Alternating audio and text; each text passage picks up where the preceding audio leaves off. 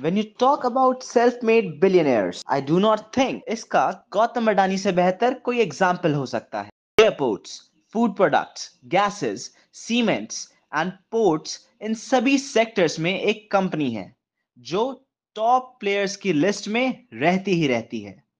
That is Adani group. Please welcome Bharat के उद्योगपति गौतम अडानी। जब भी कोई मुकेश अंबानी की बात करता है तो उनके सामने केवल गौतम अडानी ही खड़े हो पाते हैं, क्योंकि इंडिया के बाकी बिलियनियर्स का नेटवर्थ अडानी या अंबानी का आधा भी नहीं है। लेकिन एक तरफ जहां मुकेश अंबानी को अपनी फैमिली से बिलियन डॉलर विरासत में मिली है, गौतम अडानी ने पूरा एम्पायर अपने दम। He is truly a self made billionaire. लेकिन जितना पैसा कमाने के लिए अंबानी फैमिली की 2 जनरेशन लग गई, आखिर कैसे इस एक इंसान ने अपने दम पर उन्हें पैसों के मामले में भी पीछे छोड़ दिया? Find out in this video. Gautam भाई, भगवान से तो सब मांगते हैं कि थोड़ा हमें भी दे दे, लेकिन लगता ऊपर वाला सिर्फ आपकी सुनता है।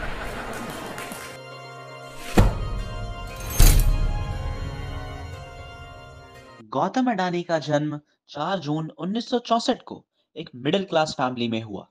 उनकी मदर शांताबेन थी और फादर शांतिलाल अडानी एक बिजनेसमैन थे। गौतम पढ़ने लिखने में तो काफी अच्छे थे, लेकिन उनके फादर का बिजनेस अच्छे से ना चलने की वजह से कई फाइनेंशियल प्रॉब्लम हुई और गौतम अडानी अपनी पढ़ाई आगे कंटिन्यू नहीं कर पाए। यह सुनने में उनका बैड लक लग सकता है, लेकिन अगर उस दिन पैसों की दिक्कत नहीं आती तो आगे भी वह पढ़ाई कंटिन्यू करते और आज किसी कंपनी में 50,000 महीने की job. Do you know how much does he actually earn in 2022? Data के अनुसार अडानी पर डे का 1600 करोड़ कमाते हैं और जनवरी 2020 में उनकी नेटवर्थ एक दिन में ही 7.7 बिलियन डॉलर बढ़ गई थी और वो मुकेश अंबानी को पीछे छोड़कर इंडिया के रिचेस्ट मैन बन गए थे। लेकिन इतना पैसा इस आदमी के पास आया कहां से? 15 साल की उम्र में गौतम अडानी अपनी पढ़ाई छोड़कर मुंबई आते हैं और यहाँ वो महिंद्रा ब्रदर्स नाम की कंपनी में डायमंड शॉर्टर का काम करते हैं। बेसिकली डायमंड को उसकी क्वालिटी और साइज के हिसाब से कैटेगराइज करना।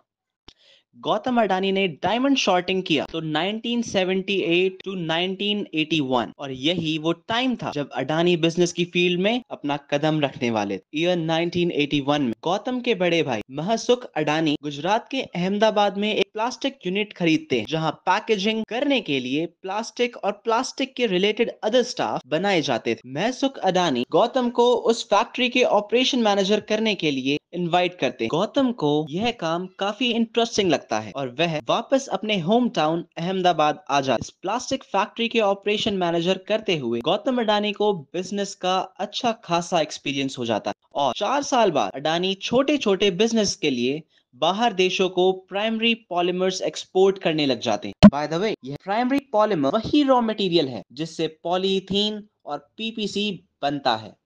क्योंकि वह पहले प्लास्टिक के लिए फैक्ट्री में काम कर चुके थे, इसलिए उन्होंने पॉलीमर एक्सपोर्ट करने की योजना सबसे पहले शुरू किया, क्योंकि इस फील्ड में उनका एक्सपीरियंस था। साई को आगे एक्सटेंड करते हुए ईयर 1988 में अपने बिजनेस को प्रॉपरली लॉन्च कर देते हैं with the name of Adani exports. 10 साल पहले यही समय था जब अडानी को पैसों की कमी की वजह से अपनी पढ़ाई छोड़नी पड़ी थी और आज बस एक बिजनेस से वो एक मल्टी मिलियनेयर बन चुके थे। And after this Adani overall even in stock वो एक के बाद एक नया बिजनेस लॉन्च करते गए।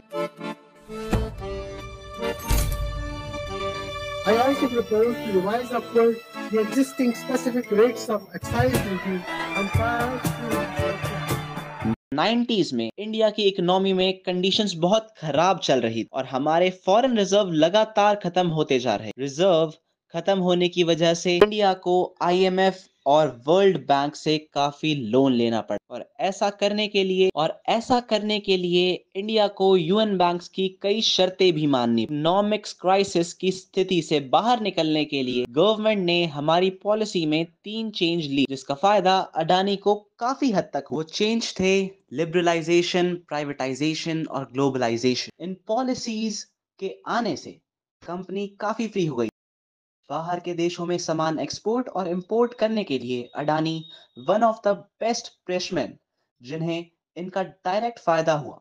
अडानी ने अपने एक्सपोर्ट और इंपोर्ट बिजनेसेस को इन पॉलिसीज के आने के बाद काफी अलग-अलग सेक्टर में फैला दिया।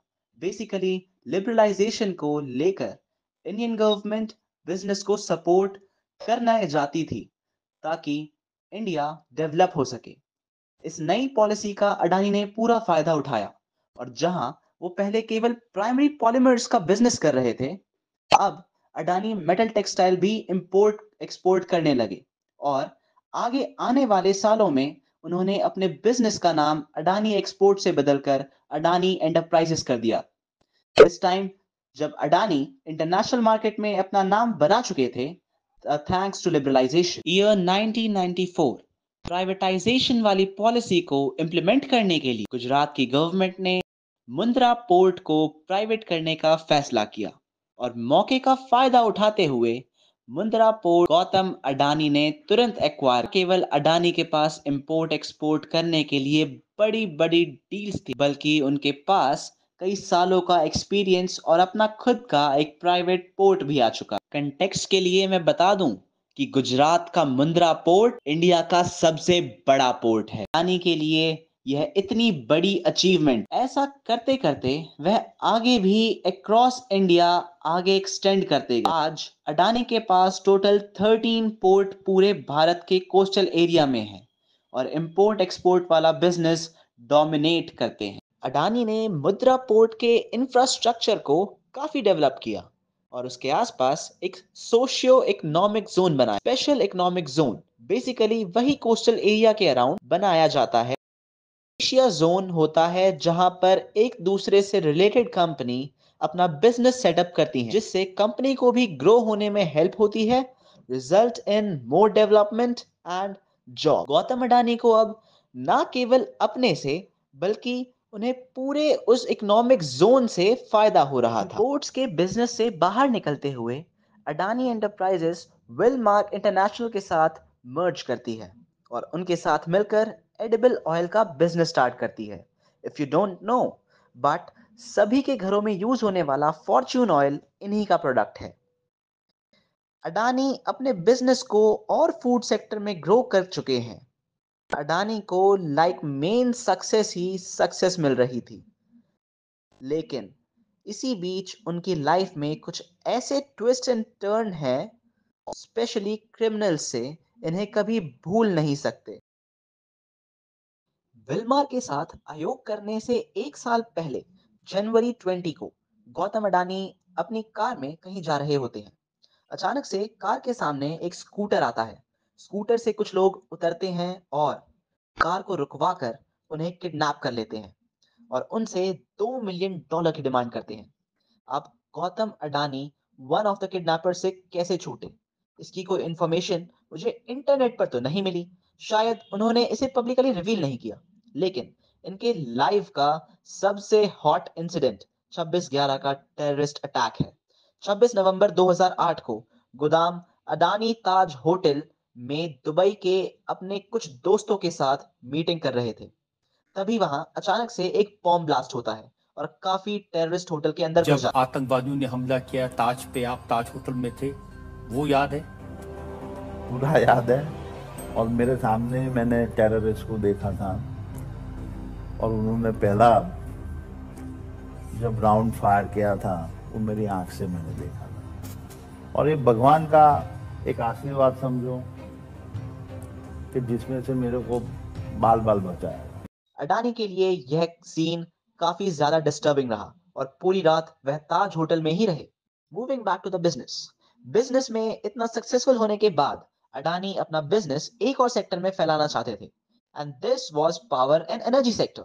इसके लिए उन्होंने अपना अडानी पावर पहले ही ईयर में स्टार्ट कर दिया था and if you don't know कि उनका यह डिसीजन कितना अच्छा था, तो जरा अंबानी फैमिली में चल। ईयर 2005 में मुकेश अंबानी ने अपनी फैमिली के बंटवारे में रिलायंस पावर को चुना और वो अगले साल 2006 में ही इंडिया के रिचेस्ट मैन बन गए thanks to his power business. इससे आप अंदाजा लगा सकते हैं कि गौतम अडानी ने जब भी किसी बिजनेस की फील्ड में अपना हाथ रखा तो कितना सोच समझ कर रखा। तो बेसिकली गौतम अडानी ने शुरुआत किया डायमंड शॉर्टर की जॉब्स और अपने बड़े भाई का प्लास्टिक बिजनेस ऑपरेट करके and he went to import export. फिर उन्होंने मुंद्रा पोर्ट खरीदा, उसके अराउंड स्पेशल इकोनॉमिक जोन बनाया and Adani power and Adani Wilmar से वो एडिबल ऑयल और कई बिजनेसेस में भी चले गए। इसके अलावा और भी कई सारे बिजनेस वो ऑपरेट करते हैं, जैसे कि अडानी ग्रीन और लाइफ में आगे बढ़ते हुए वह साल 2022 में मुकेश अंबानी को भी पैसों के मामले में पीछे छोड़ देते हैं और इंडिया के साथ एशिया के रिचेस्ट मैन बन जाते हैं with a record breaking net $1 billion. लेकिन अगर हम देखें तो अडानी की मैक्सिमम ग्रोथ के पीछे 4-5 साल में ही हुई है एंड अकॉर्डिंग टू हिंड्सबर्ग रिपोर्ट उनकी यह राह के पीछे कई सारे डार्क सीक्रेट छुपे हुए हैं।